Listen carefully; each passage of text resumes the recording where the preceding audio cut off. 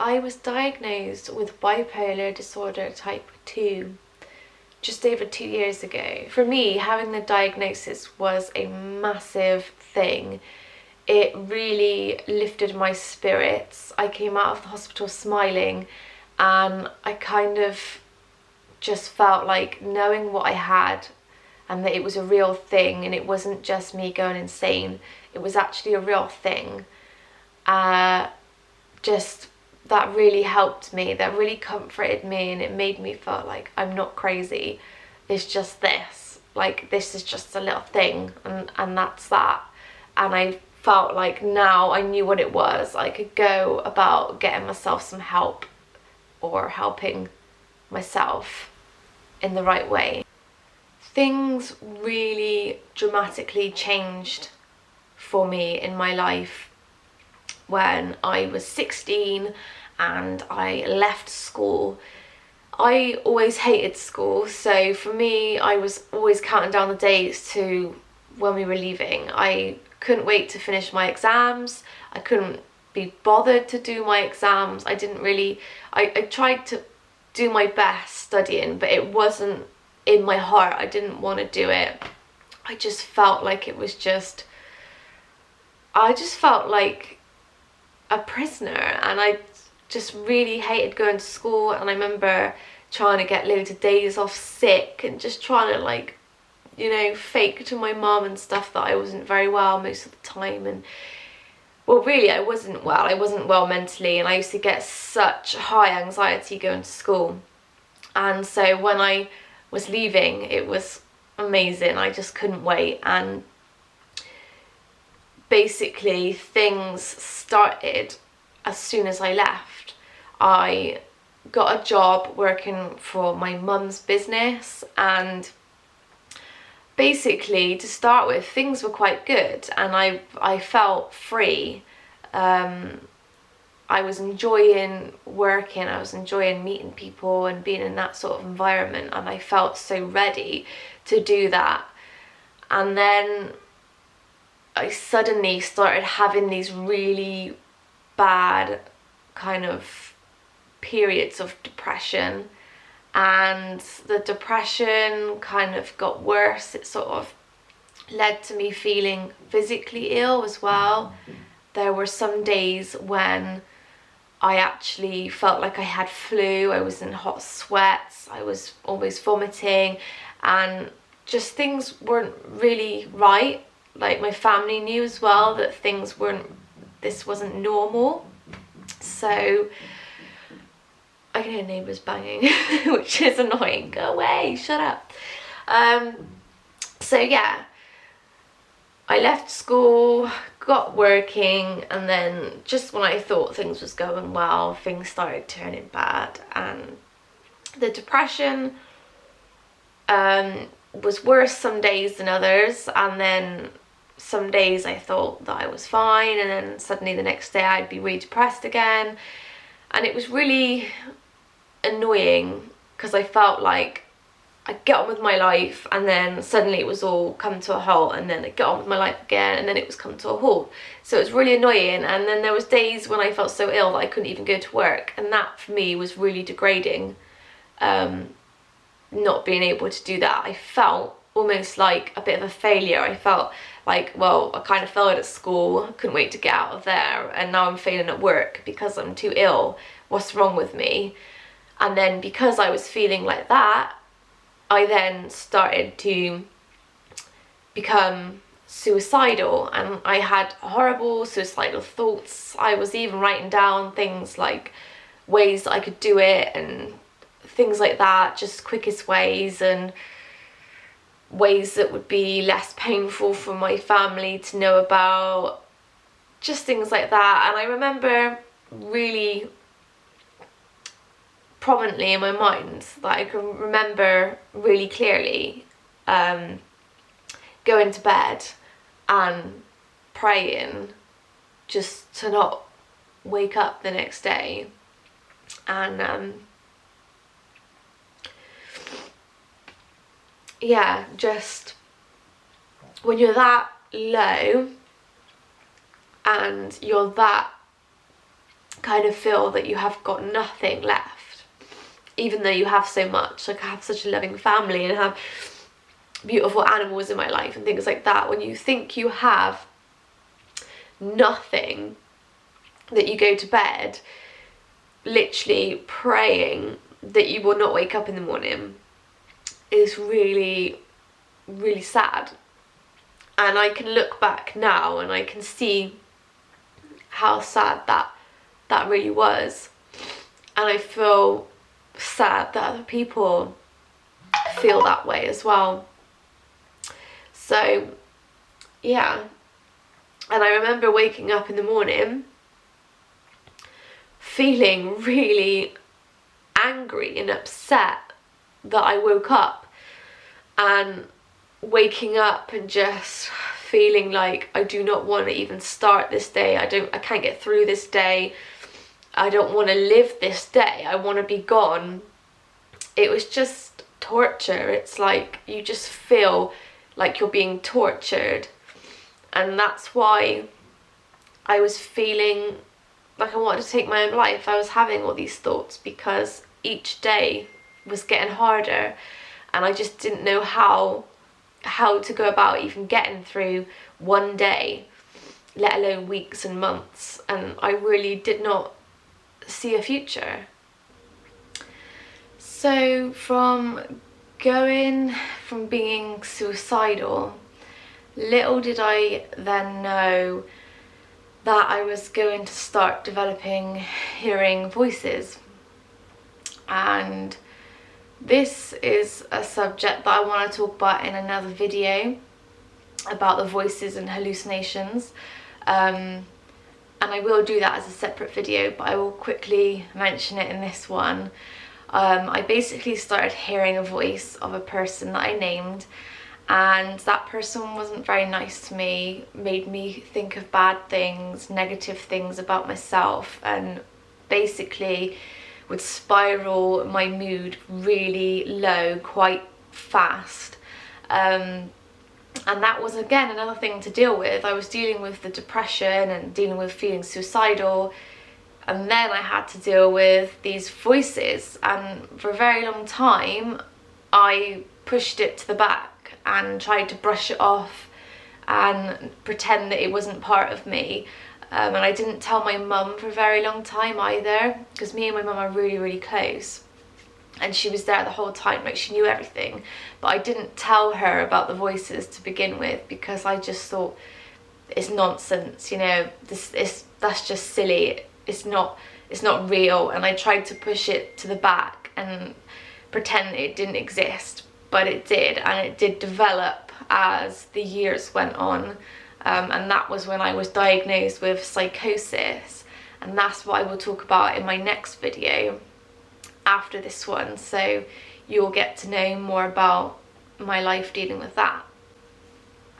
So from that, hearing voices, I then started having or experiencing these high moments, and these highs were basically my mood was really elevated. I felt really happy. I felt almost normal, as a normal person, whatever that is.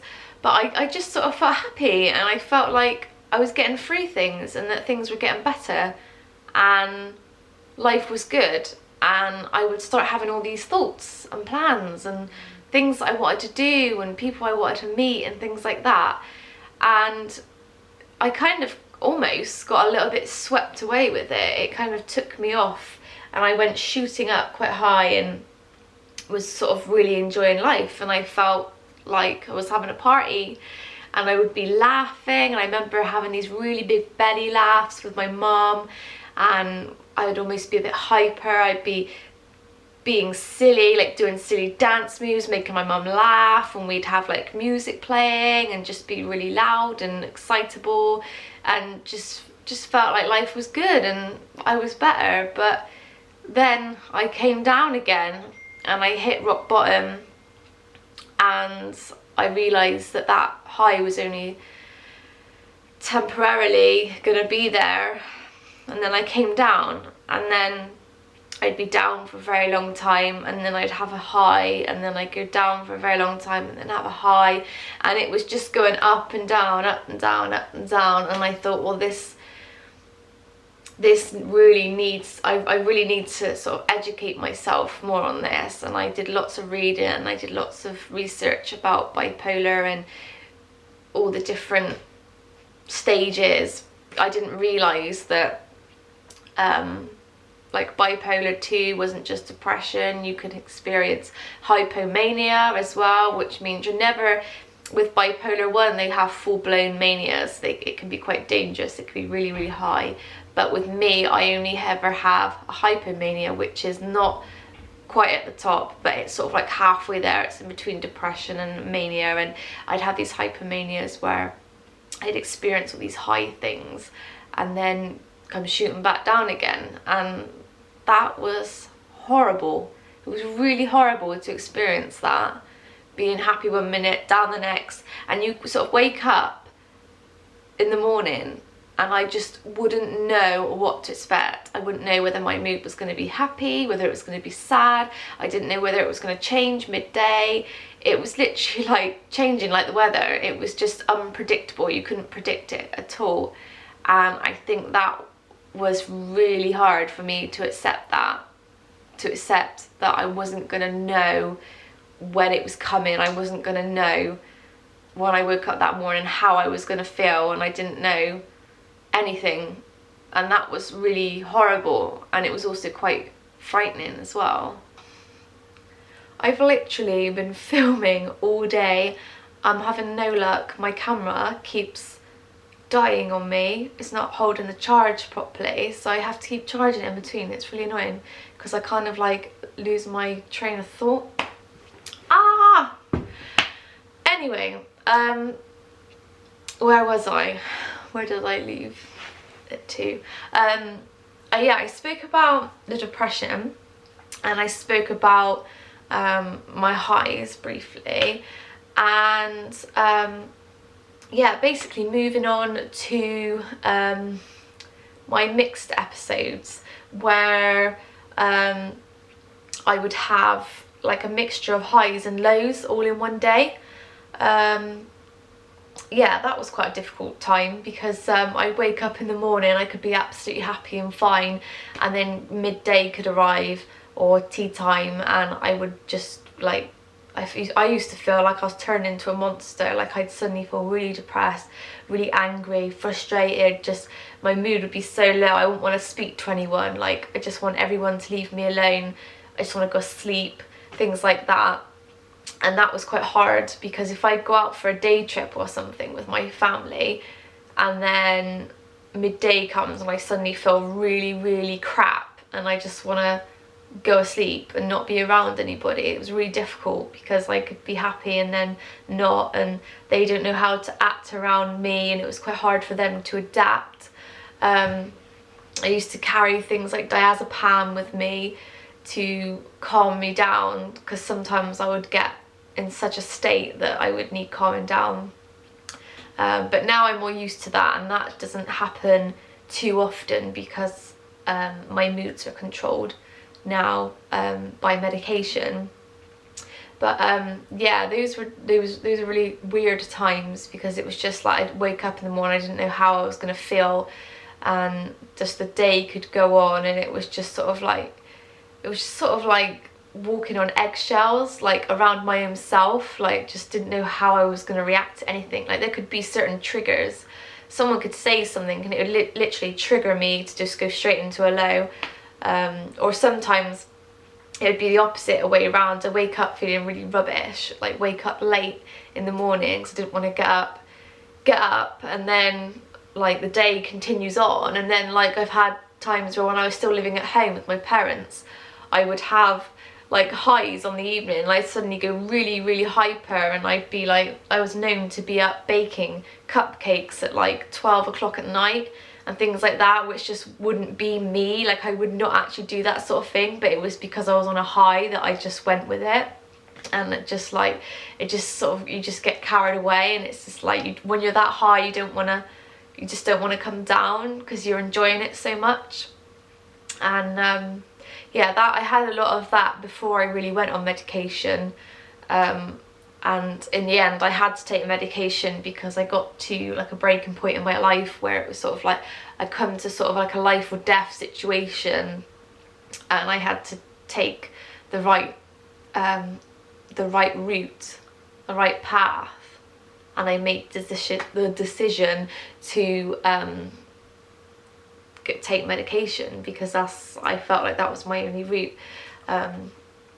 But yeah, that is again another video. I will be making lots of videos, I promise, talking about all these different things in depth because I feel like it's really important. And if I can just help one person to feel like they're not alone, or just educate somebody that doesn't know anything about this mental illness, I would be over the moon.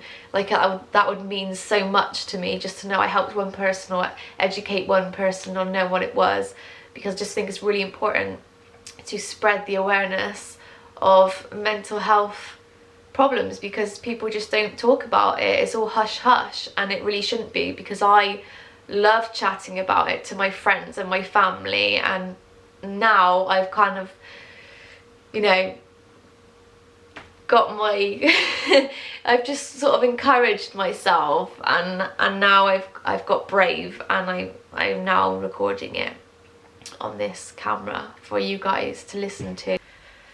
Bipolar is always going to be part of my life. It's who I am, it's me, and I've accepted that. I don't think it's a bad thing. I actually embrace it. I like the fact that it makes me different from, say, more normal people. I don't know, but I embrace it. And with the lows, I try and get creative. I like to do painting. I like to take pictures of myself when I'm in a really dark energy, and I just try to be creative. And when I'm high, I try and get things done that I want to get done and just enjoy life. So yeah, bipolar is me, and I don't feel like it's wrong to say that, because like I said, I just want to embrace it. I want to embrace who I am. It's good to be different. Yeah.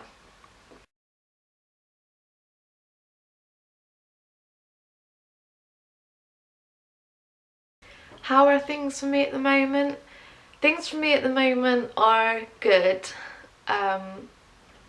So much better than I used to be. And most of the time my life is pretty stable, and that is literally due to the medication that I take.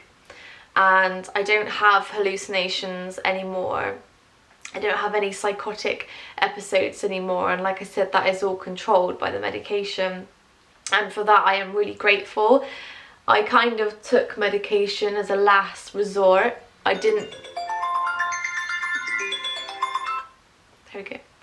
took medication as literally a last resort. I feel like I tried my best to do everything else that I could to help myself get better and stuff, and I only really took medication when I really needed it. So that's what's happened. But at the moment I am good. I definitely see a future, which I feel is really positive, and I have such a supportive family, a loving husband, beautiful animals in my life. I have a horse and I have a dog, and they get me out when sometimes I don't want to go out. And so yeah, things are good. And I really want to say at the end of this video that if you're struggling with depression, anxiety, psychosis or bipolar, you are not alone. And times can be really difficult, and you can feel like that you're not going to make it through. But if you want to make it through, you will. If you're, you will be strong. Sometimes you feel so weak and you feel like you haven't got any energy left in your body to fight, but you will fight and you will get through it, and it will be okay. And I am living proof of that I have made it through the other side. I saw a light at the end of the tunnel, and I am in recovery. I have help from the NHS. I'm under a proper team that look after me. a psychiatrist that I trust, a nurse that I trust and get on really well with. My nurse comes to my house to see me on visits, so things are really good, and I'm in recovery, and I have a lot of hope for the future and a lot of things that I would like to do, and I do really feel like that I will do them. And one of them I have done, and that's filming this video, which I've been meaning to do for years, and I've finally done it, so I'm so happy. It fills my heart with so much joy. So yeah, I will see you guys very soon. I really hope that this has helped in some way, and I will see you soon in my next video. Bye!